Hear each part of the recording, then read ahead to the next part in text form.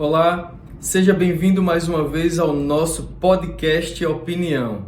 Eu sou Alexandre Lima, vamos falar de política e sociedade. A polarização da política nacional tem levado as redes sociais, os grupos de WhatsApp, inclusive aqueles que incluem famílias e amigos, a um confronto direto de ideias que muitas vezes passam do limite da sobriedade.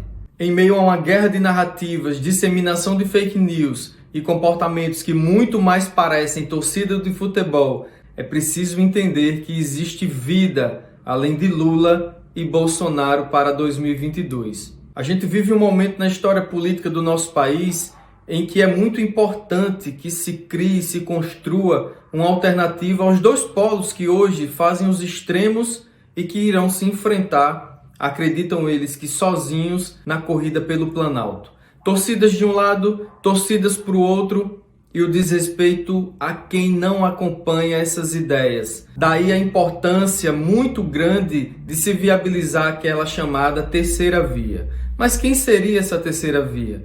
Hoje, vários nomes se colocam à disposição da população, seja na direita, seja na esquerda, ao centro também. E esse debate precisa evoluir no sentido de que lá na frente possa ser construída uma aliança no sentido de fazer oposição de verdade, tanto a Bolsonaro, que não tem representado os interesses da população, principalmente boa parte das pessoas que o escolheram para administrar o país em 2018, e por outro lado a Lula, por não representar de fato os interesses, certamente, da grande maioria da população que não quer mais ver tudo aquilo que de ruim aconteceu no seu mandato. Não podemos negar que nos mandatos de Lula e no mandato de Bolsonaro existiu e existem coisas boas. Mas é importante também estabelecer o entendimento de que a vida política desse país não se resume apenas a essas duas figuras. E para quem defende um lado e outro, é importante destacar semelhanças entre os dois. Lula rendeu-se ao centrão, Bolsonaro fez o mesmo.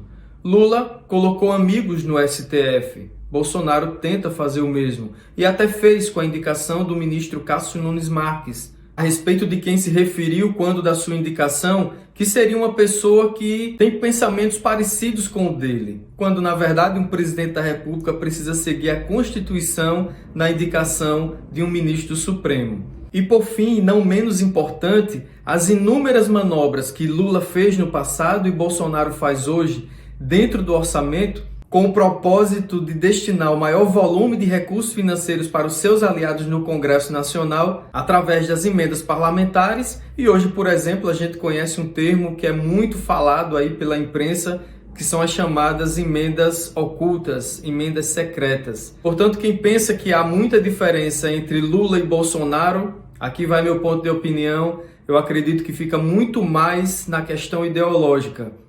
De resto, são iguais. Mais do mesmo. Por isso é urgente e muito importante a construção da tal terceira via que faria oposição e frente a esses dois nomes que tendem a polarizar a disputa de 2022. Lula e Bolsonaro deram, em certa medida, a sua contribuição para o desenvolvimento desse país, mas no final das contas se igualam nas atitudes e no comportamento frente às instituições. E esse país não pode mais perder tempo. E você, o que pensa a respeito?